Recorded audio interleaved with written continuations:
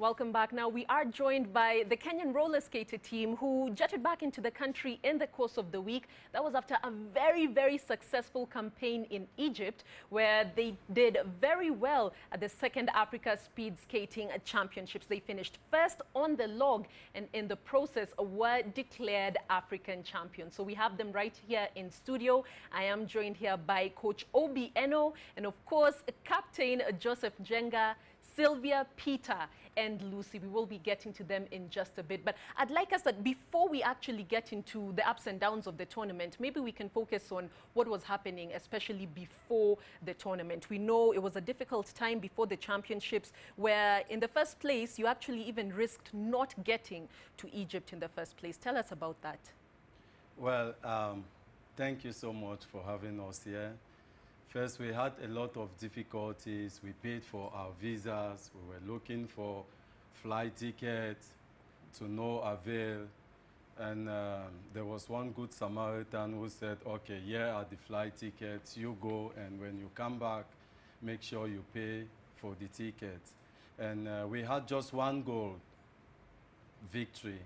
We knew when we come back from the championships, things were going to unfold itself. And here we are. Yeah.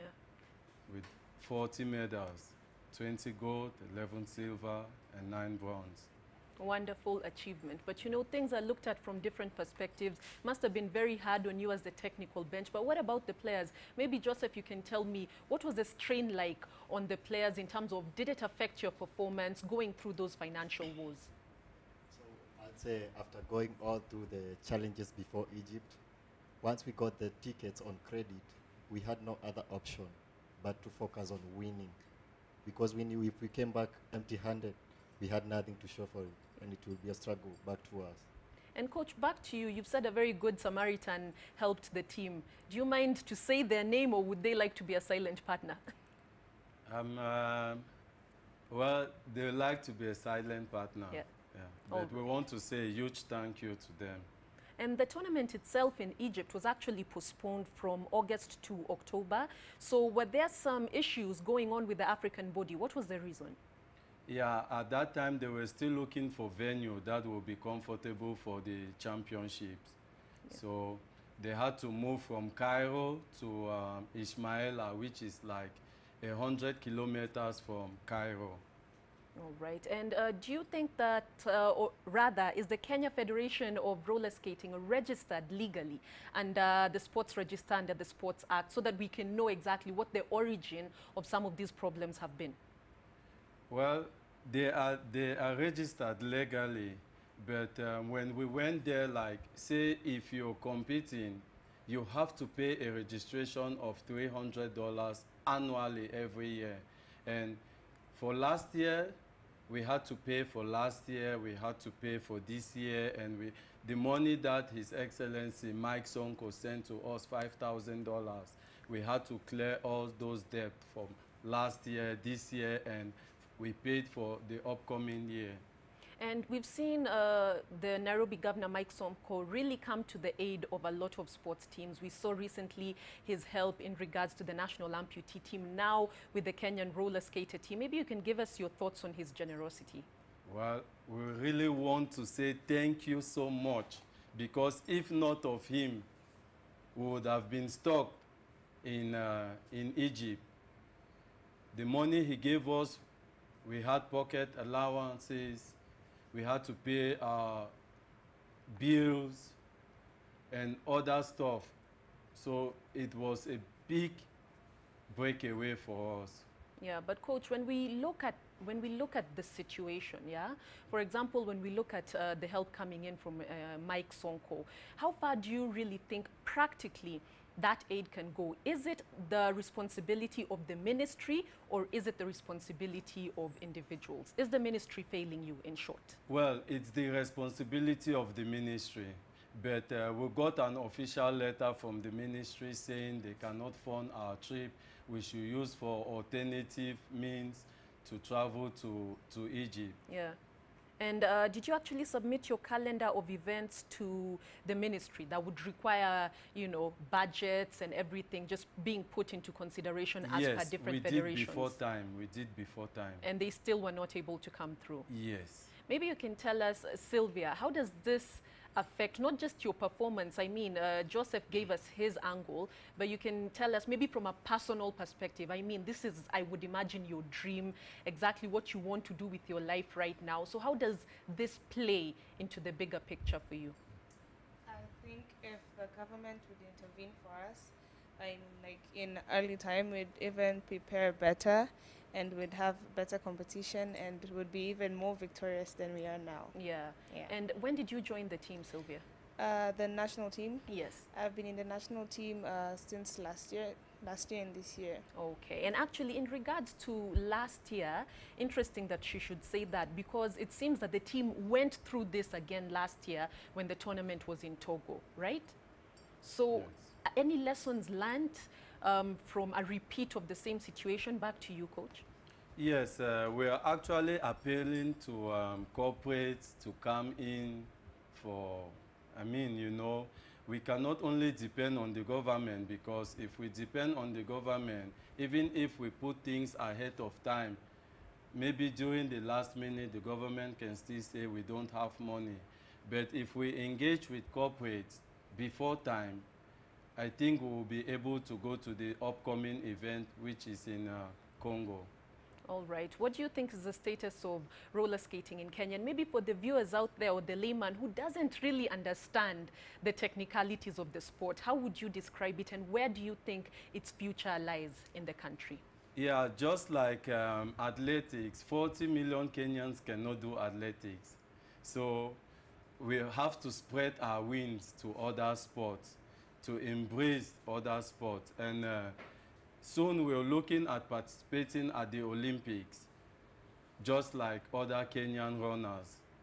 And we also, it's a very small sport, and we're also trying to bring people closer to the sport.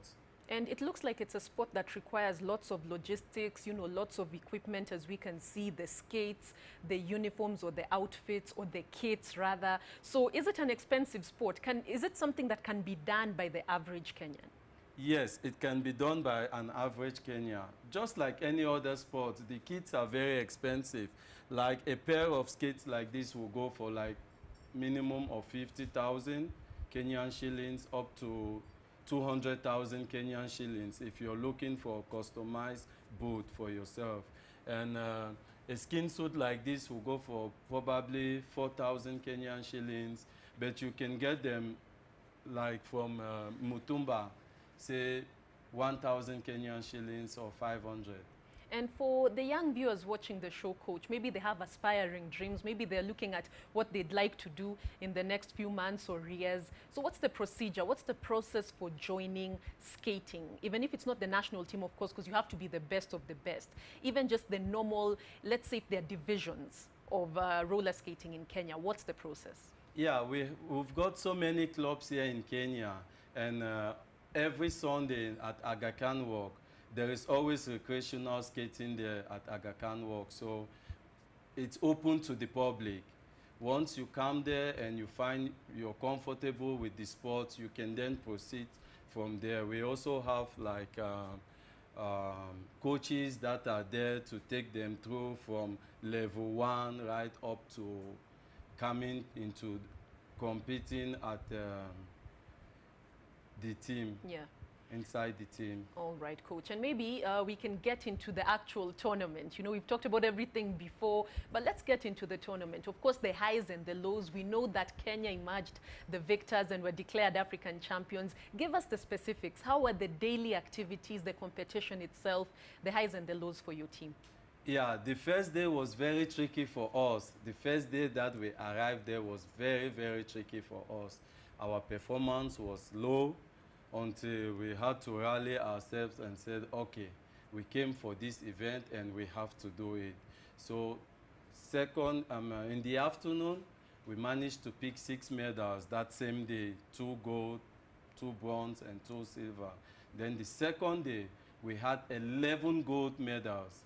that the second day motivated us more than before for the second day, and we said, okay, this is it.